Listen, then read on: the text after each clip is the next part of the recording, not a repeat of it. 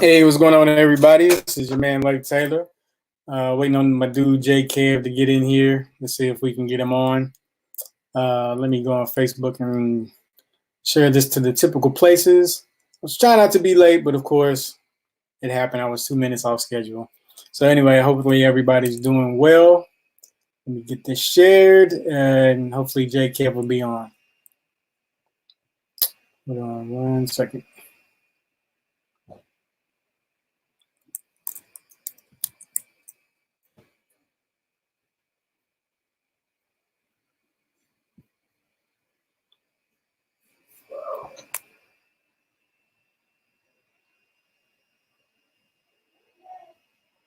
Give me a sec. Normally, I'd have some background music playing. Let's get this shared to the group.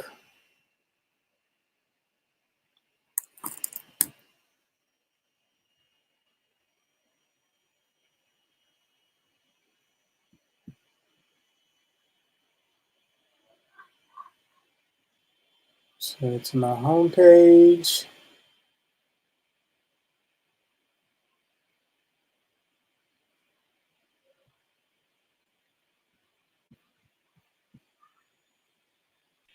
There's Ted. What's up, man? What's up? You already live? Yeah, already live, bro. You said Hey, what's 10, up, so I everyone? put it on the 10. You do? Oh, okay. Well, you already started talking? Already started. Just sharing stuff on online right now. Oh, okay. Hey, everybody, how you doing? This man Jay Kev, Lake Taylor. Hopefully, just having a discussion today about just doing a mental health check, just checking in with everybody, all the family out there, and just seeing how everybody's doing and seeing where everybody is at mentally and emotionally and physically, I guess, and just in relationship wise. With respect to the the chaotic, I guess, times.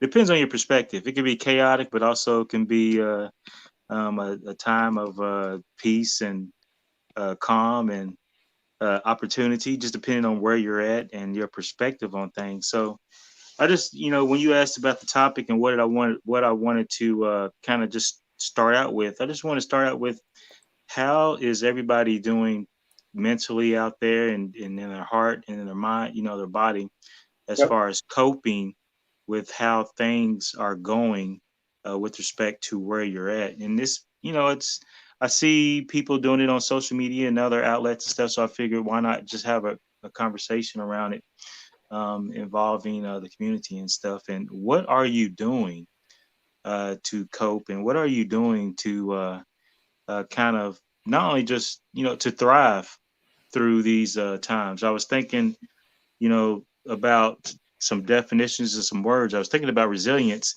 and then I thought about being the word anti-fragile. We've Okay. talked about it in past shows, and that the difference between resilience and being anti-fragile is that when you're resilient, you bounce back to where you was before. When you're anti-fragile during tough times and during those times where things are challenging you, you may break, but then you come back stronger. So my perspective is that we're living in a time that's trying a lot of us, and hopefully we can take this time to assess and come back stronger uh, tomorrow. So, real quick, Leif, how are you feeling? What are you doing to cope, and how are you getting along over there? Uh, actually, I haven't felt it. If that make, Okay. because it's my everyday. So the one thing though, my sleep schedule has drastically changed. I guess because everybody else's has as well. So now it's like I'm on second and third shift. It feels like in terms of the way I work. I work from like maybe 3 or 4 to about 7 in the morning. So my Dang, schedule has man. changed quite a bit in terms of that. But Yeah. in terms of actually feeling it, I don't necessarily feel it just yet. Uh, it for me, it's kind of still early. and just seeing how this is, going long term. I mean, we just order, our stuff online, have it delivered, and then go pick it up. However, I do know that this is not the norm for everybody. The one thing that that I do take in mind is, of course, I do believe in the seriousness of it and what's going on. I know people that have been infected with COVID, that have had symptoms of COVID. The person I know that's been infected, they've actually recovered, but it was a long road for them. So I do understand the seriousness of it, especially having a parent. Older parent, but in terms of my daily activities, it really hasn't changed much, to be So, honest. so So with the person that got it, how did they feel going through it? What were some of the symptoms, I guess, they were feeling? I guess they had the standard symptoms. I only heard about it from a third party. So because my mother told me about it, somebody we both know, and she was telling me about it, and I was like, oh, they actually had a test, because I was more surprised that they got tested more than the fact that they actually had it, right? And then Yeah. also, I know today Governor Beshear, he talks about it in Kentucky, how the cases, there's 100 new cases, I guess, today. And again, these are confirmed.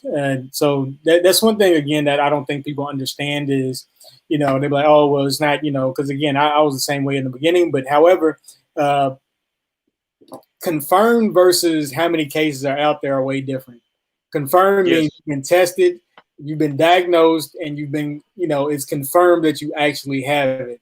That is just like saying, you know, uh, I don't know. I'm trying to think of something that you have to be It, confirmed it's about. it's like the tip of the iceberg. We have cases that confirmed means it's been verified and it's gone through, It's it's been scrutiny. vetted and Yeah. gone through the qualifiers to to make to have something qualified to be an actual case versus something that hasn't gone through all the rigors to through the algorithms, I guess you could say, as far as symptoms and stuff in the test to confirm that Yeah. establish. So you have that, but at any rate, like I said last show, last week, again, it's about numbers.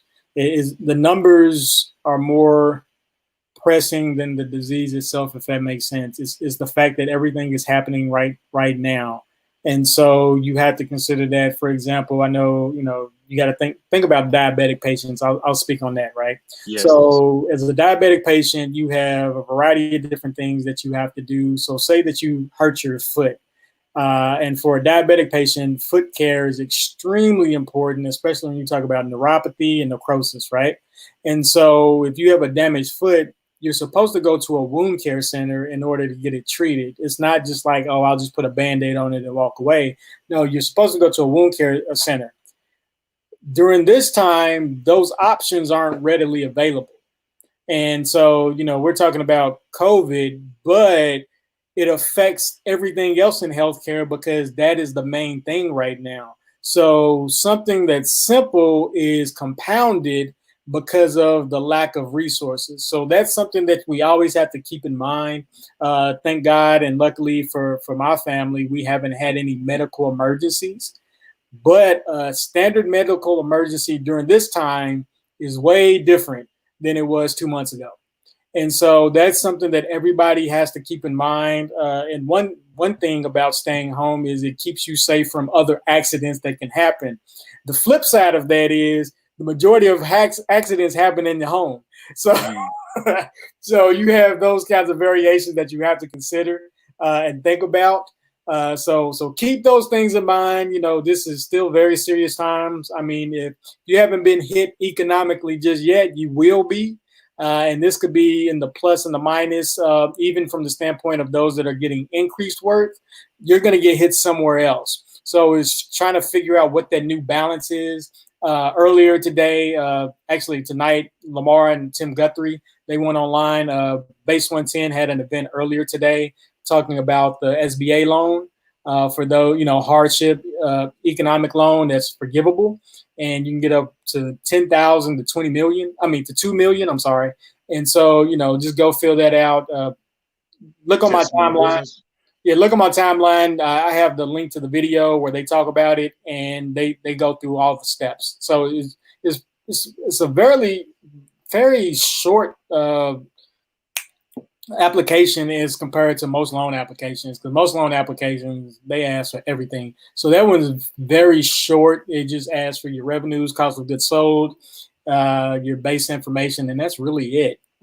You know, I don't know what the criteria is just yet. I'll see. You know, once I've submitted mine, I got to make sure I get my taxes done and corrected before I submit anything, because I don't like putting in wrong information. But anyway, that's available for all of you business folks out there that need a bump in your revenue or some assistance. That's been made available. They said that the turnaround time is supposed to be 3 days, but it's the government, it's a website, and times are, they say one thing and something else will happen. So fill it out and just wait. That's all I can say.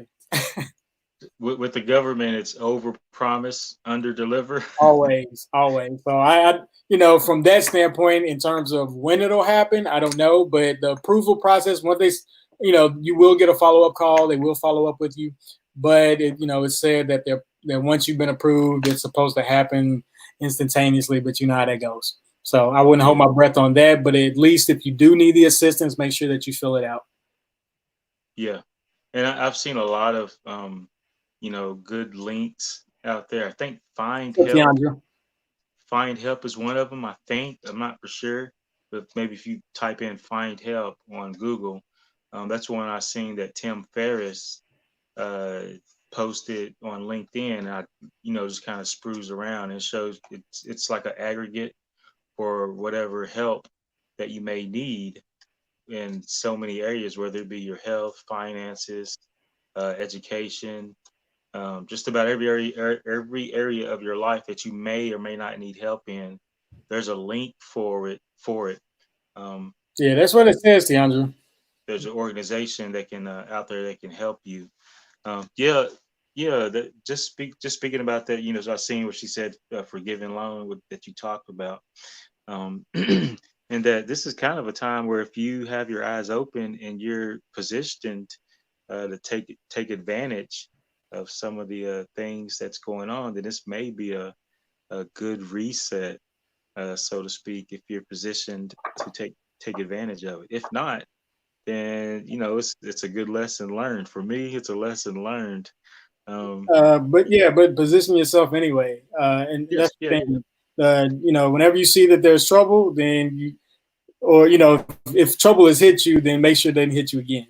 If you're not ready now, start getting ready now for the next time that you may, be in position of need, so to speak, or you just always want to be on top of your game. And that's not to say that, everybody is on top of their game. I know there's some things I can always do to improve, and that can go across the board for just about anybody. But you want to make sure that you're not lacking in the sense of that you haven't prepared for the things that are to come, because when they come, it makes it harder to adjust. So what are some things that may be coming down the road that we have to be mindful of and prepared? Yeah. Well, one thing is make sure that, just look at this current situation and just think about it as if it won't end for another year or two. Right. And think about how you will adjust if this is not just a temporary thing. Of course, all things are temporary in the long run. But right. If it's not temporary in terms of the economy within the next year or two. But it's not as temporary as we once were led to believe. Yeah, exactly. 2 weeks and it's done. Yeah, it's not real. And again, we're only going all the information you get is only based off of verified information. And when you think about tests being short, testing facilities being short, then the verification process is so far behind the actual disease. So you got to keep that in mind. And then not only that, but if the markets stay in flux, you have to adjust to that as well. And so just look at this, the new normal, a lot of people said that. Just look at this as the new normal, and how will your business adjust according to the new normal? This is when you take the time out. And a lot of people are scrambling to understand technology right now because things have adjusted so drastically. It's like, oh, I'll put off my website, to sell stuff down the road, and now it's hit. And it's like, oh, we're not ready and we're not prepared, but go ahead and get ready, because again, this can be extended for so long. See, Tiandra said, I'm a teacher by trade, I'll be in trouble. Not necessarily. Teachers are always in need. You just need to get technologically savvy to where you can do teaching from, abroad. Because I know one of our cousins, she's a teacher, and they're still having school, but it's online. And so you have to adjust to that. You have to get the equipment that's necessary to adjust. Just like we're streaming, you'll be streaming your classes. You got to figure out how to effectively teach people from a distance, right? So that's something that can be adjusted for. Or, go ahead. Yeah. I was gonna say, yeah, that's good. Where you're bringing up how to digitize, or how to bring what you do online, and like you said, being able to teach from where, on live stream, maybe in Zoom. That's a Yeah. big trend. It's like, spiking up right now, where teachers, professors are getting on Zoom and leading, just doing what they normally do in front of a TV screen. And you're able to talk to a myriad of students versus being in a limited space. Yeah, I know. I've been on quite a few conferences over the past week or two. People that are doing the same thing, is people from all over just coming together, talking about solutions. I know myself and some other creatives, we're going to get together and just help each other individually brainstorm on what, each specific person can do in order to further their business. So again, it's just an adjustment to the time, adjustment to the current, the now. And also, even if things go back to normal, you want to make sure that you're ahead when things do go back. So having the digital savvy and all of that kind of stuff, the technical prowess will help you long term, even if things do revert back to normal. So, well, quote unquote, whatever normal was, right? So you just want to make sure that you're ready for that, because one thing that I do know, with any industry and any, leader in whatever field, they're going to make sure that when this happens again, or if this happens again, that they're fully prepared. So you want to make sure that you're one of those people that stays on after everybody else gets laid off, if you're working as an employee. Yeah, just thinking about the new normal and what you were just saying, I was in my mind thinking about a clip I heard of Dr. Fauci Yeah, uh, yeah, yeah. talking talking about, this could last. I mean, in the statement, if you'd really dissect it, he sounded like he was saying this is going to be lasting for a long time until, quote Yeah, I unquote, agree. until quote unquote a vaccine or some kind of remedy or solution is found. And just talking about the way he phrased it, it sounded like the lockdown was going to be tighter. But Yeah, because hmm, just from a logical standpoint, just think about it like this, right? It's like herding ants. We'll say it's like herding ants.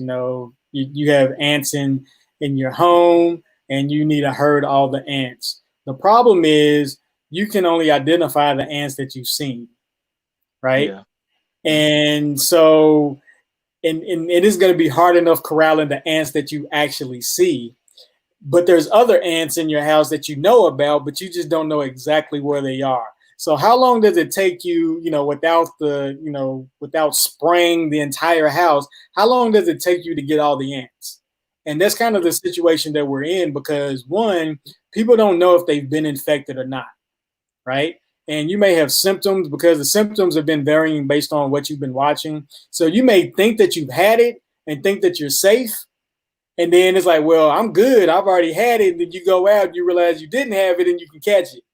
So that's kind of the problem with the verification process, is the one that you don't know if you actually had the disease or not. You may have had things that mimicked it. For example, I'll use my mother for an example. She had bronchitis. She didn't know she had COVID until she got tested, and they verified that she didn't. However, her symptoms were very similar. So somebody may have very similar symptoms, because again, we're coming out of flu, pneumonia season, cold season. Now we're entering into allergy season. So there's all these mix, and this happens every year, right? There's all these mix of different things that you can be infected with. And this is not even talking about, heart diseases, all those other things, other ailments that you have that are crippling you. And so to go out into society and like, oh, everything is good is really a false positive, right? Even after it's been declared by the government or whoever, and like Dr. Fauci said, unless there's a vaccine that's proven to cure it and there's enough to go around, you're really not entirely safe. So in terms of the way you deal with people and the way you interact with people, that needs not change for you for about a good year. Like seriously, unless there's a cure in place or something that you can actually, they say that this will actually work against this, that'll keep you from dying. You have to assume that everybody's infected because you can't see it. So you almost have to assume it's, trust me, as like I put up, fighting an invisible foe, right? It's very difficult. So for most black people, I know, at least the ones I know, you assume every white person is racist until they prove themselves not to be, so you can protect yourself. You always want to be on guard. And it's kind of the same way with the disease. You want to assume that, everybody is infected, not that you treat them treat them wrong or anything like that, but you want to make sure that you keep your distance and that you use safe protocol. Don't shake hands and wipe your face and all of that kind of stuff. Because one thing, if you watch any of these pandemic movies, most people wipe their face way more often than they realize. And so you have to get into a habit and be very self-conscious of how you utilize your hands versus your face, because even Dr. Fauci said that's one of the ways most people get it is touch to the face. And a lot of people don't realize that they, do this, rub their eyes, whatever. You touch your face more often than you think. I saw one estimate that some people touch their face up to 3,000 times a day without Wow, even realizing it. that's crazy. Yeah, exactly. So you could be self-infecting without even knowing it. Dang, that's amazing. But As we're Kevin just rubs his nose, right? yeah, that's right. That's crazy. So go ahead. But yeah, we're just talking about conversating on how are you all feeling out there, and what are you guys doing? We're just doing a little mental health check, see how y'all doing, see if anybody's got cabin fever, making sure everybody's okay out there, and just having a conversation mainly around the importance of cultivating and honing your environment and everything that comes under your sphere of influence, uh, for one of contentment and thankfulness or gratefulness, and just one of calm, connection and kindness. I heard somebody say, cultivate that as much as you can in whatever way that you can in order to develop and have a mindset, a heart set, a body set, a spiritual journey set, one for contentment and being anti-fragile, able to overcome whatever hurdles we're going to have to face in the coming days. I've been thinking about it a lot, talking about thinking about COVID-19, where we're at and where we may be going, Mm-hmm. and just thinking about the importance of just really hardening up, I guess you could say. These are times in which uh, I think we've probably read about or heard about in times past, but it's like it's our generation's turn to go through one of these uh, times in which there's a paradigm shift. Um, so uh, one of the things I've been doing in order to cope is I started back running outside uh, with my son. Okay, yeah, I saw that you posted like something about jogging. Yeah, I have a love hate relationship with running. Over Oh, my I life, hate I hate it, it. but then again, I love it too. So it's kind of off and on, and I'm back on again. And I forgot how hard it is to actually run outside versus running on a treadmill. Yeah, So I hate running on a treadmill more than I hate running outside, though. That's what's funny. oh man, this is different when you're outside because you got the elements to fight against. Nothing's perfect. It's like a treadmill is just perfect. So and, just the importance of really taking the time to steel up and shore up your physical body. That helps you in other areas of your life too, as far as your mindset Yep. and your heart set, and just helping you develop uh, um, uh, an attitude of gratitude. And that, the more I look into how important it is when it comes to gratitude, it's amazing. And that supposedly having a heart of gratitude is a helps you sustain a level of vibration, that is able to withstand a lot. So it's important to just try to keep your frame of mind in which you're thankful, no matter what. So that's where I'm at when it comes to how I'm feeling, and where I'm at as far as how I'm coping with getting through some of this. Gotcha. Yeah. Again, one of the things that I just want to reemphasize for a lot of people is look at the times, take advantage of it.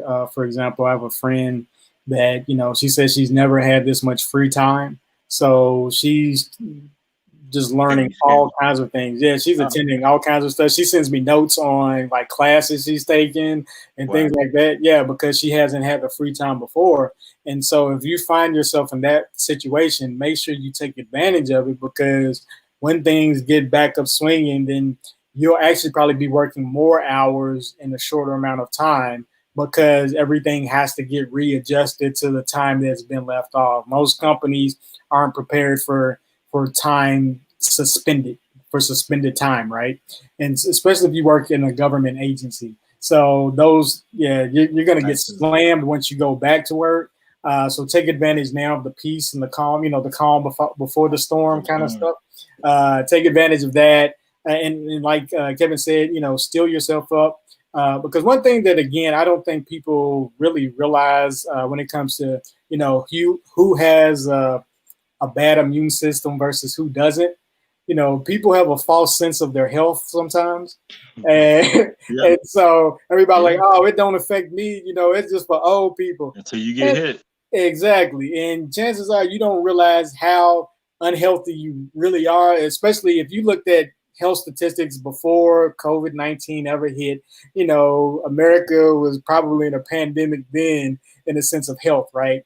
And so now that it's hit, people think it's like, oh, it's only for this demographic. No, not quite, because especially when you think about all the ailments that have hit younger and younger people over the course of the past few decades, then you realize your immune system is not quite what it used to be, even if you are moderately healthy. And so if you're not healthy, then it's even worse. So don't overestimate your health. You want to make sure that you're doing everything that you can to prepare yourself to get healthier. So that's with the way you eat, that's with the way you move your body, all of that, the way your mental health is, what you ingest. So learning can actually help increase your mental health. Yes. People don't Yeah. realize that it helps fortify it. It helps, get those brain synapses going and those kinds of things. And once you get focused on something, you get less focused on the worry and the doubt, because you're so enthralled in learning and improving yourself that those things kind of subside. So learning is education is a way to combat even that. So make sure that you're doing everything you can to improve your quality of life as things around you start becoming more diminished. Because if you don't, you'll suffer the consequences, and you don't want to do that, especially in a bad state. Because again, I mentioned before that all of these other health resources are being taken up. So the smallest ailment can lead to a big problem down the road. So make sure that you're doing whatever you can. I don't care if you're just lifting your legs. Like I do wall push-ups. Like I've been too lazy to get on the ground, so I do them on the wall. I do squats and just things like that, just to get my body moving. Because I still don't go outside very much, because I'm too busy trying to draw and get this stuff together. However, I make sure that I do exercise on a consistent basis. I do something to get my body moving, to get blood circulating from my toes to the top of my head, that kind of stuff. So make sure that you're on top of that, and please don't find yourself in an awkward position because you didn't prepare. Yes, yes, yes. And I like what you talked about when you talked about focusing on learning and self improvement versus dwelling on the negative side. That's one way Yeah. in which you can overcome a bad habit is by not focusing on the bad habit, but focusing on something that can replace that bad habit. Focus on something that you like doing that will push out the bad habit. Um, that when it, that's one thing I learned to do when it came to specifically changing the way I ate. I didn't stop doing the bad stuff. I just focusing on the good stuff until Yeah. I got to a point where I realized I started craving salads and started craving broccoli and vegetables and stuff, which was an eye-opening experience for me as an adult, where you can actually crave this stuff. This is Oh yeah. crazy. I Yeah, yeah, I love it because it's funny. And what's the reverse is true as well. When you start having a bad diet, you start craving those bad things. I'll give yeah. an example of myself. I remember this was way back when, man, this was probably like 2011. Yeah, because I think that was like the last year I actually ate meat or something like that. It was back in 2011. Anyway, we were doing a show called Weston the Fat Guy. Lamar was the fat guy, and we Mm, would go to all these places. We would do buffets, and before that, literally, I never ate butter on anything. Like literally, dang. never. And the more I started eating, the fatter I started getting, the more I started craving things that I never ate. And so I realized I was like, man, I've never been in this position before to where I actually crave this stuff. I don't know if you've ever seen Super Size Me, where the Yeah, guy he started craving those things where he never even ate them before. And so, and as Kevin was saying, the reverse can actually be true when you start eating healthier. You start craving the things that actually provide for you and sustain you, as opposed to the things that don't. So I've gotten past the butter thing, but it took me a while because I was like, man, because I told my wife, I was like I feel fat because I crave fat things. Like literally, I crave fat, and so again, and what's funny is mentally the adjustment doesn't take very long. After I know at least 2 weeks, if you can do something for 2 weeks and sustain it for 2 weeks, then you can start ingraining it into your daily habit, your daily routine, to where you don't crave it as much. And especially make sure that, from a diet perspective, make sure you're eating stuff that you like, in terms of taste, in terms of variety, because most people make the mistake of they'll change their diet and they won't get any calories in for one. So they'll starve themselves and blame it on the food, when they're not taking in enough calories just to live. And so then they run back to the normal no stuff, way. burgers, the fries, and all those things that was getting them, in the bad health predicament to begin with. So you want to make sure that you're, one, eating enough food, two, eat food that you like. He said that's what I had to do after my heart attack. Yeah, and that's the thing. You Okay. have to change Miss Tiandra. So she had a heart attack, I believe it was last year. Correct me if I'm Wow. wrong, Tiandra. And so, and I used to work in a heart facility. So one of my internships was at the Heart Institute in Lexington. So I did that for my internship, as well as I worked with heart patients when I was in physical therapy. What's going on, Miss Arlene? Again, this was 2 lifetimes ago, but so I have experience Hey, Mr. with Lee. with working with heart patients, and one of the things that's very difficult for them, and not only them, but just people in general, is changing your habits. People don't change, and unless they're forced to change, because you just typically go about the normal everyday flow of life. Well, So this is a change that's been forced on us. yeah, exactly. That's what I said. Unless you're being forced to change, okay, that was 3 years ago. Okay, I'm way off. Uh, and so the thing is, when those things are introduced, take advantage of it. Because again, a lot of people don't take advantage of it. I know when I was going to like I went to a renal class, basically a kidneys, and the thing that kills most renal patients is not the disease; it's the fact that people don't change the things that got them there to begin with. Yep. And so when you start understanding this, and this is with most diseases, to be honest, it's the lack of change. Uh, that's what kills you. Your lifestyle kills you faster than the disease typically. So Yeah. Most of the diseases are lifestyle related, yeah, induced. Yeah, it's funny you said that. I used to work when I was younger. I used to work with somebody who went blind because they failed to change their habits as yeah, far as diabetes. Yep, yeah, diabetes they will went blind. definitely do that. I was telling my kids about diabetes earlier today, and so They were given plenty of warning. They were, yeah, like, hey, you need to. They just kept going, and they ended up blind. Yeah. yeah. So habits are one of the most difficult things to change on this in this earth. That's why addiction is so big. Uh, it's huge in America. I know it's probably big other countries, but I live in America, so I know about America. It's huge. Addiction is huge, and it's addiction across all types of things. You got Well, gambling, you got sex, you got drugs, you got a variety of drugs, you got illicit drugs, you got pharmaceutical drugs, uh, nasal spray. All of these things are like, once they get tapped into your psyche or into your your body. your life, it's very difficult to break. And it's not impossible though. That's the thing. So just if you find yourself in a position where you want to change but you don't know how, it's not impossible to do it. So just keep that in mind. It's not impossible. It's very possible. You just want to make sure that you do the adequate things that will give you life as opposed to take it away. Let's see, let me post some of these. See, Miss Early said cancer thrives in sugar, and I can't give it up. I'm a two-timer sugar addiction here. Yeah, and that's one of the things. My wife, we talk about it all the time. Sugar, and oddly enough, I was the same way. Lamar could even testify to this. I used to eat sweets a lot, but in the past, I started before the beginning of this year, so it's probably 2 months. No, I'm sorry, like 4 or 5 months since I've actually eaten sugar.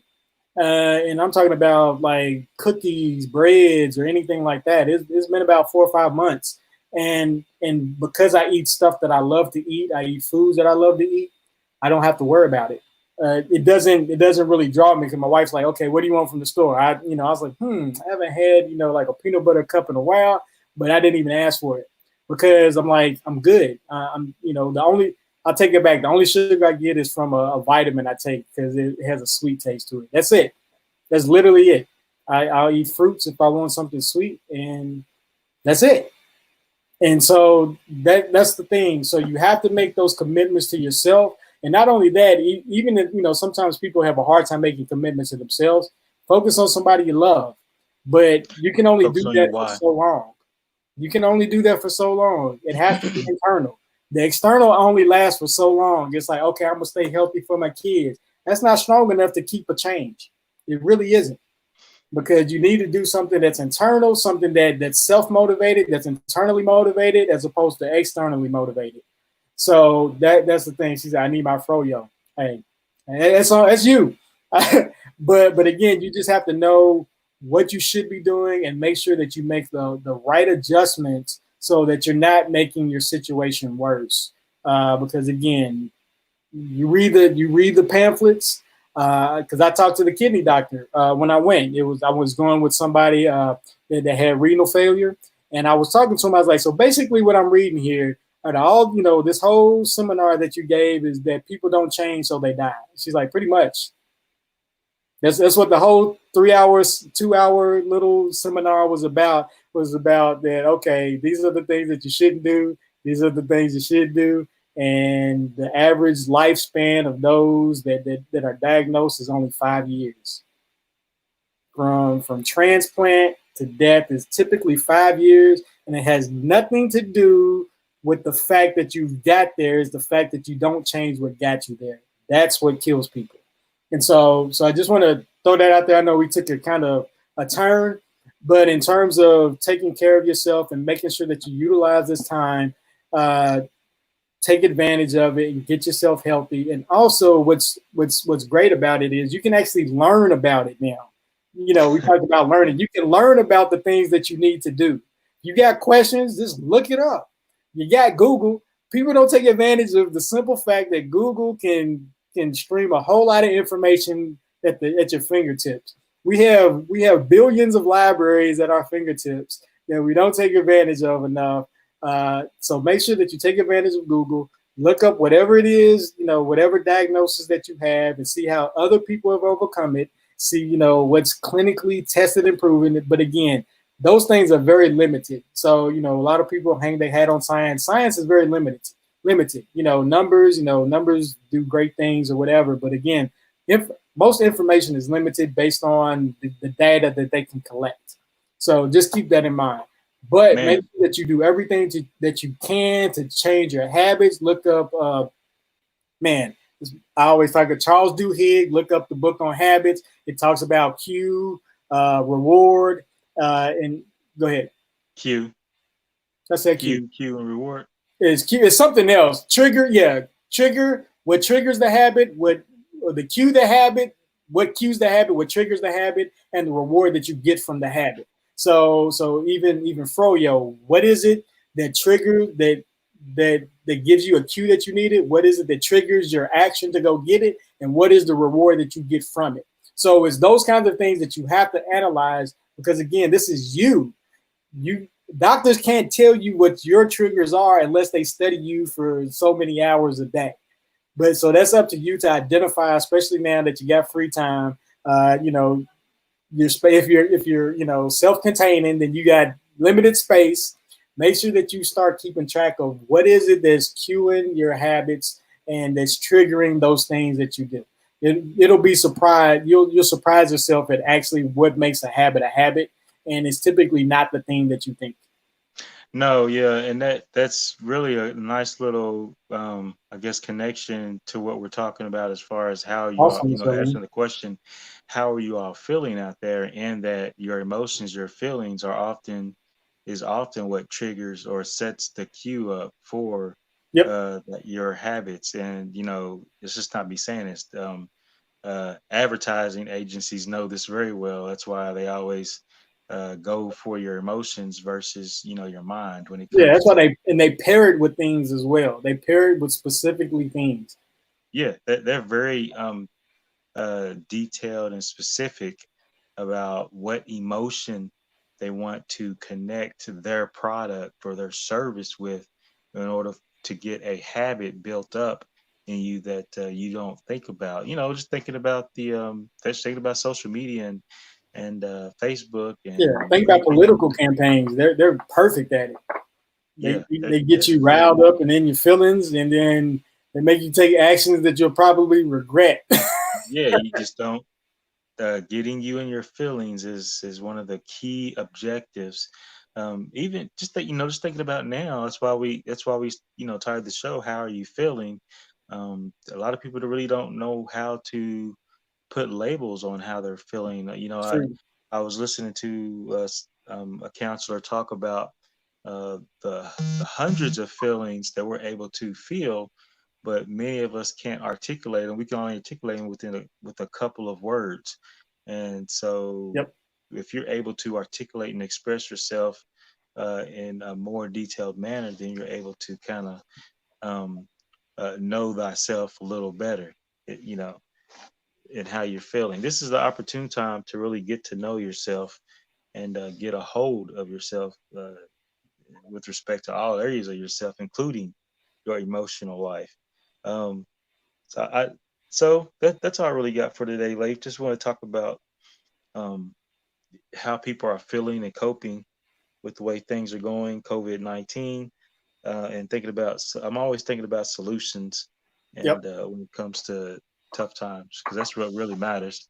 We at the end of the day, we can all discuss and bicker and go back and forth on how we got here, who, when, what, and where, and why, but now that we're here, it's like, what do we go now? What are you gonna do now? Yeah, that's kind of my approach on life. It's like, okay, I can't undo what's been done, but I can change from this point forward, or I can react differently and those kinds of things. So that's literally the way I live my life. No matter how bad the situation is, it's like, okay, we're here now. It can't be undone. So what do you do from this point forward? And that's the way you can gain strength, just by changing your perspective on whatever it is that you're going through in life. Just assessing things from where you are and what kind of power do you have to address it. That's something else that people they underestimate. They underestimate their power. to affect change.